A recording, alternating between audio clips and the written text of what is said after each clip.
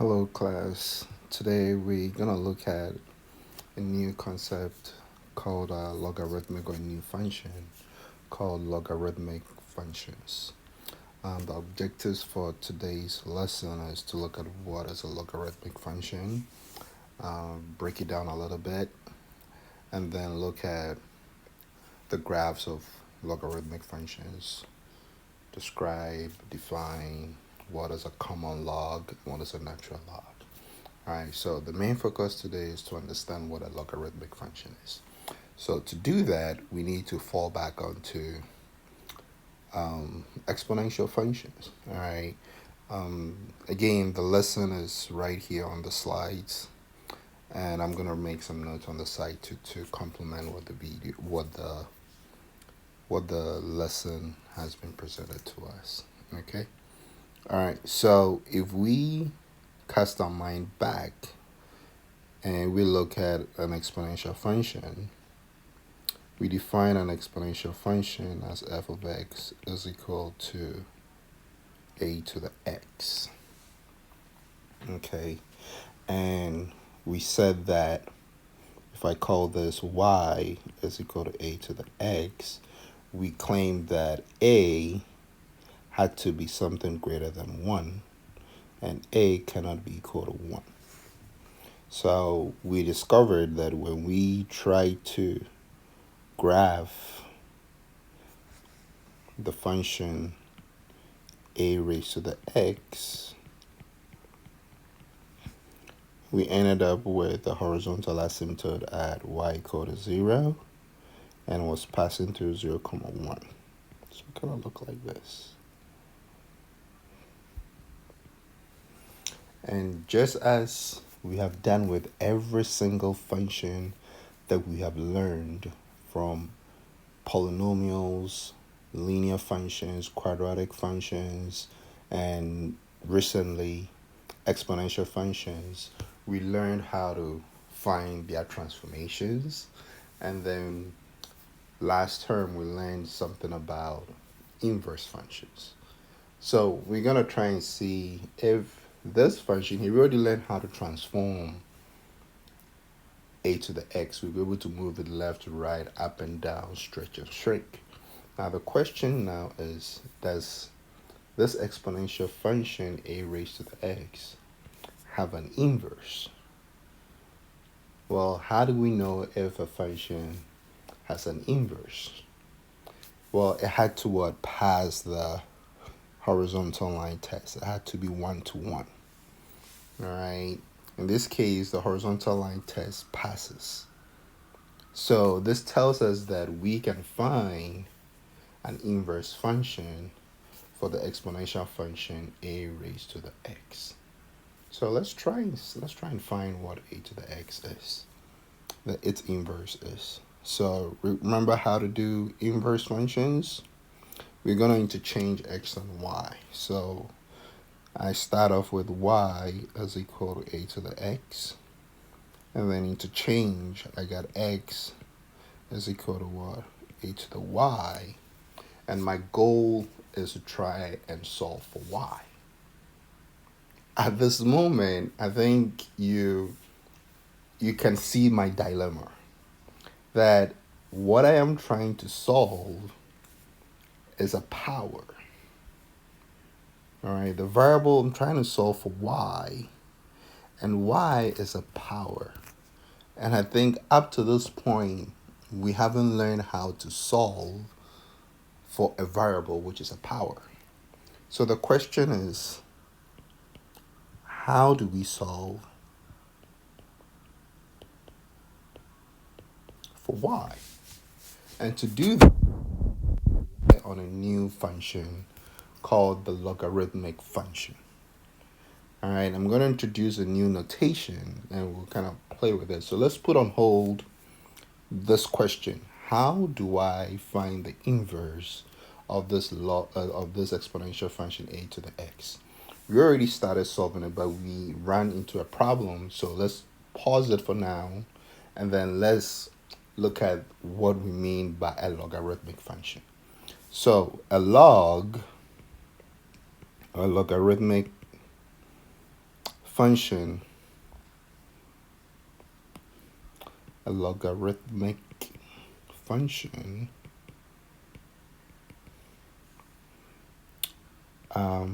has a base, an argument, and an exponent. That's one of the characteristics. 2, a logarithmic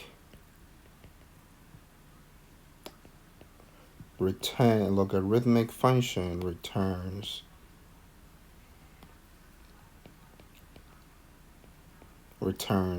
an exponent. Now the notation for a log function is written as log, and then it's got a base, and then it's got an argument, and it returns an exponent. All right, so look at how this is written. Let me write an example so that you can see that clearly. It's got log, which is what we're going to use to represent a logarithmic, and it's got a base 2, and 8 is the argument, and we're saying that it returns an exponent, which is what? Which is 3. So let me explain what just happened here. Anytime you read a log, this is what you are telling yourself.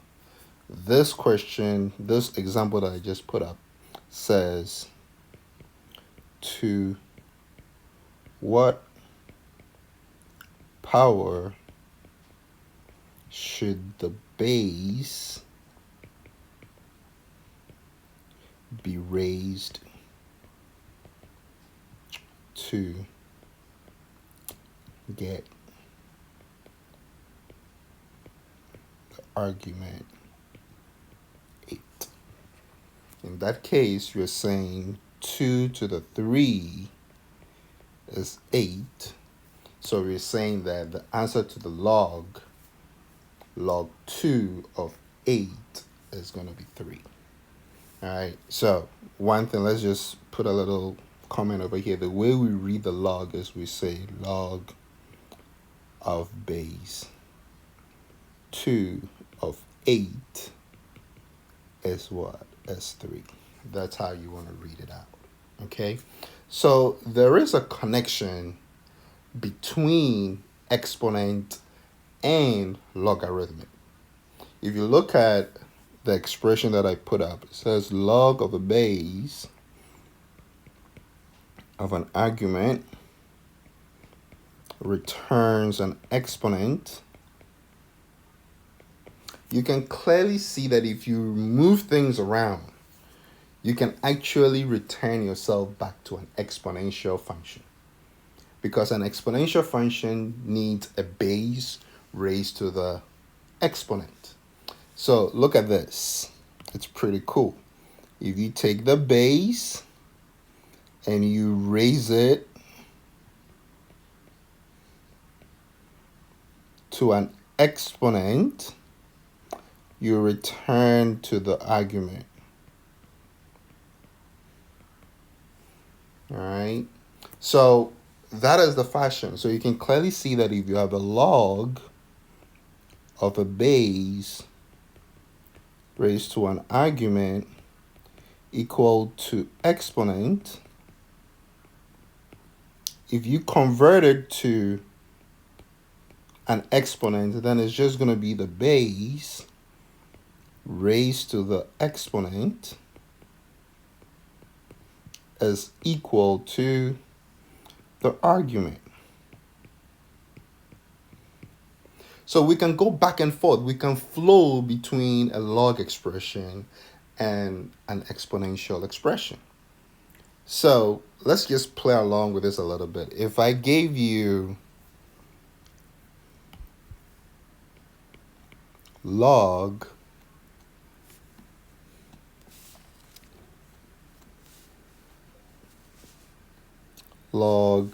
4 of 16.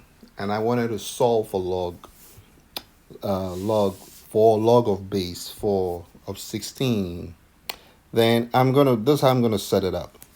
I'm gonna set it up as, I know that the outcome of a log returns an exponent I'm gonna call x.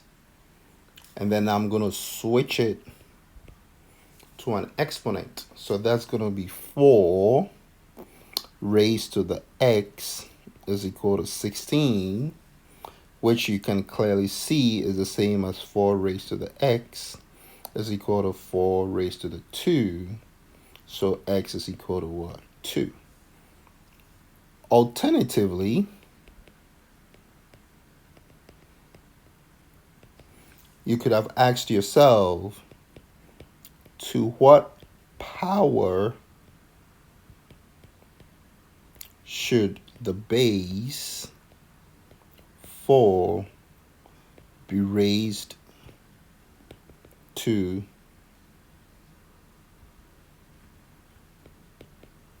arrive at 16? And clearly, that is what? That is 2. Okay, so I'm showing you how you can intuitively figure these logs out and also trying to algebraically manipulate the log. Let's look at log of 5 of base 5 of 1 over 125. So again, I know that the outcome of a log is always an exponent. I don't know that exponent, so I'm going to call it x. And for doing that, I can rewrite this back to what? Back to an exponent, which is going to be 5 raised to the x is equal to 1 over 125. Well, we can solve this. I can see base 5 in 125. That is 5 raised to the 3. So I can compare. So this is 5 raised to the x is equal to 1 over 5 to the 3rd. Well, I need them all to have the same alignment. The both needs to be 5 raised to the x. So if I use my rules of exponent a little bit, I end up getting 5 to the negative 3. So if they all have the same base, then the powers must be the same. So here x is equal to what? Negative 3. Okay.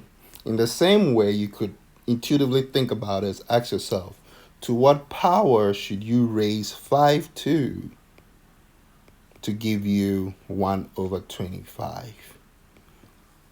1 over 125. And clearly you can see that that power has to be equal to negative 3. All right.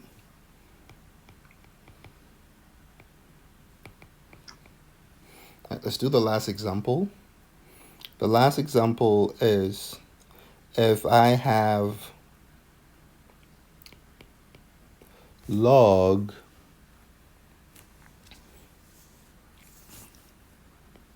of root 3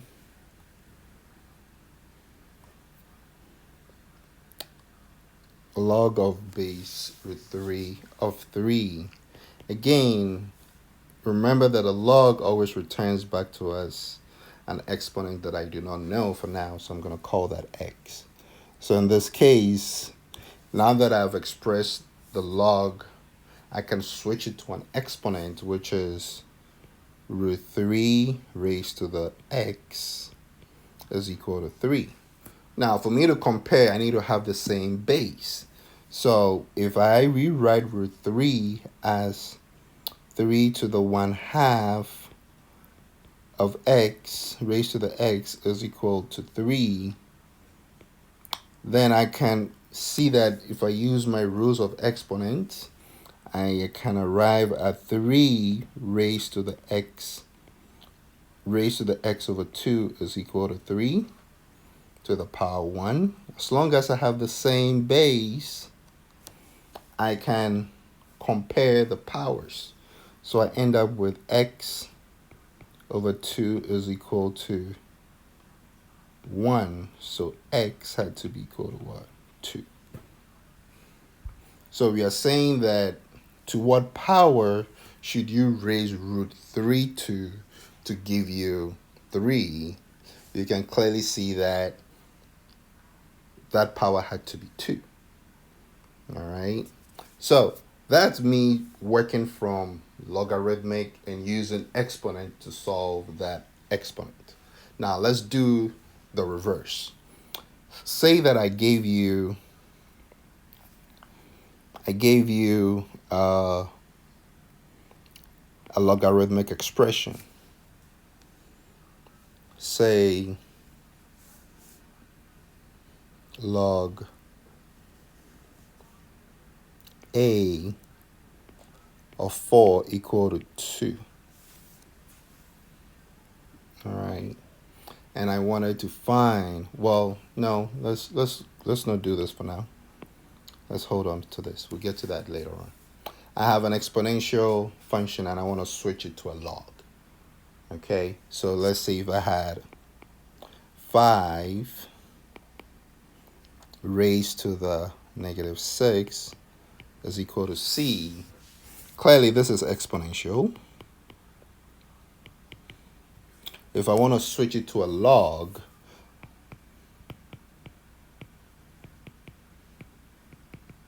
then clearly remember that this is the base, 5 is the base, negative 6 is the exponent, and then c now is the what? Is the argument.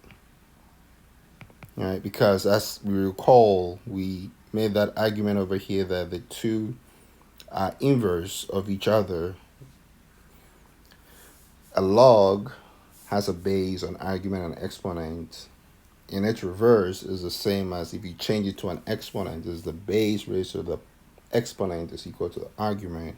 So over here, I'm going to get log of 5 of c is equal to negative 6. Okay, let's look at another example. I have 16 is equal to 2 to the 4. So in this case, this is my base, that is my exponent, and this is the argument. So if you switch it to a logarithmic expression, this is saying that you got log of base 2 of 16, and that should return me back to the exponent 4. Okay, and let's look at one last example. And let's see, I have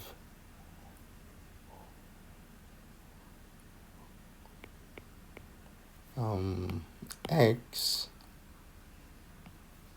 I have 1 over 9 is equal to 3 to the negative 2.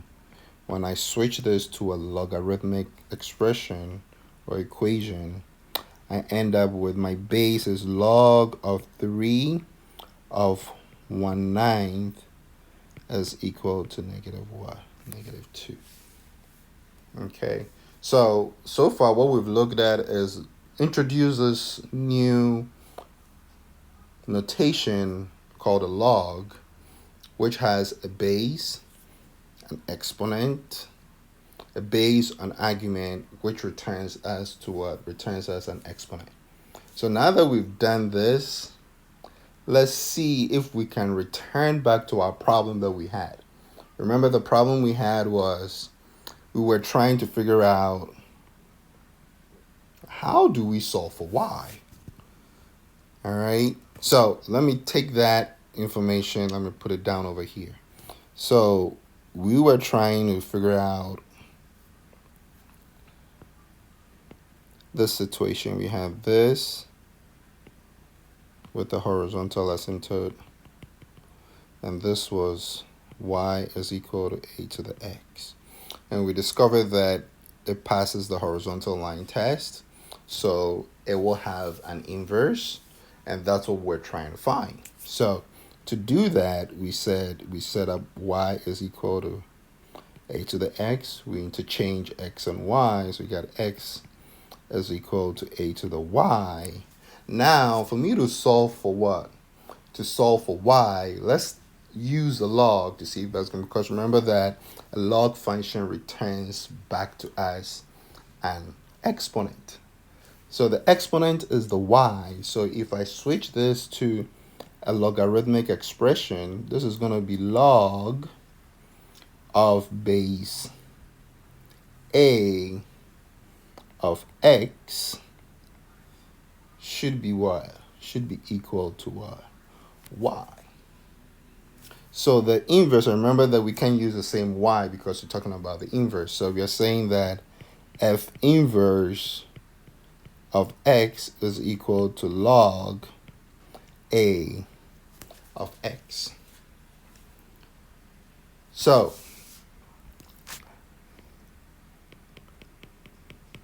exponential functions and logarithmic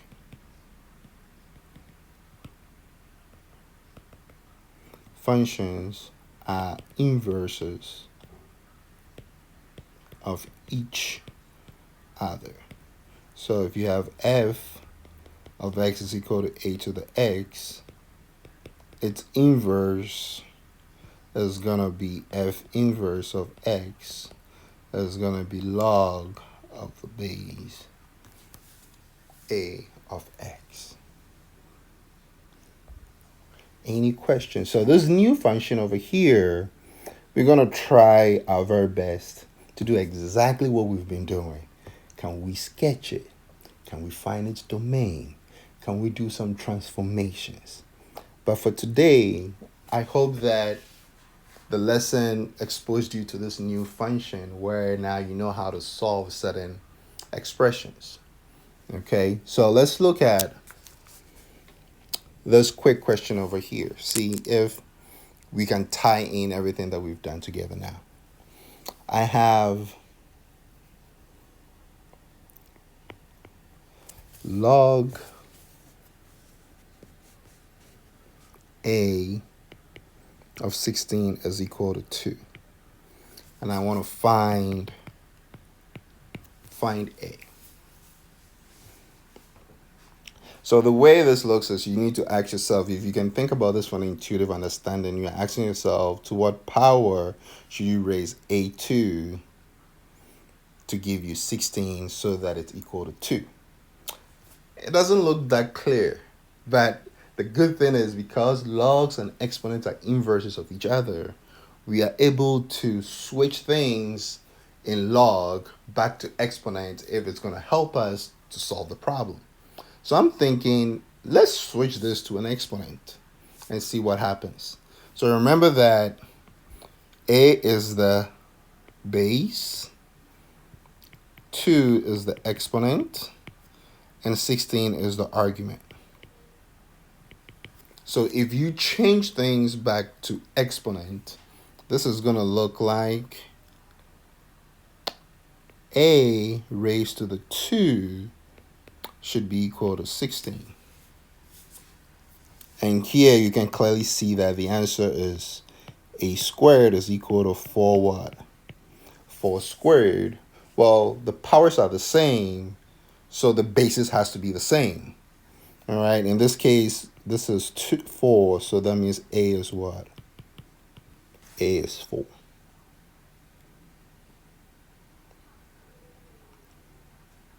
Okay, let's look at another one that I have over here. I have log of 6 to the x is equal to -4. So how do we solve this? Well, let's move things to exponential form and see what we get. So if we move things to exponential form, this is saying 6 6 raised to the negative 4 is equal to x. So what is that x? X is equal to 1 over 6 raised to the 4. Okay. Let's look at another example. I have b to the 4 is equal to 23. And I want to solve for b. I can write this as an exponential as a logarithmic function to solve for b, or I can actually take the fourth root of b. So let's just play with logs for now. So this would be, actually no, this is a bad example. All right, let's see. Well, let's stop for now. All right. So hopefully you get the idea for today's lesson that we had a problem trying to figure out what y was when we're trying to find the inverse, and we couldn't, so we had to go back to pick up this new notation, and we've learned something about this new notation, that exponent and logs are inverse of each other. So if you're trying to solve an expression that has a power, chances are you may need an exponent and a logarithmic expression to help you resolve that. Okay, and we've gone through some examples, so hopefully you should be able to do the worksheet that is attached to today's lesson. Thank you, and I will get back to you in our next video. Okay.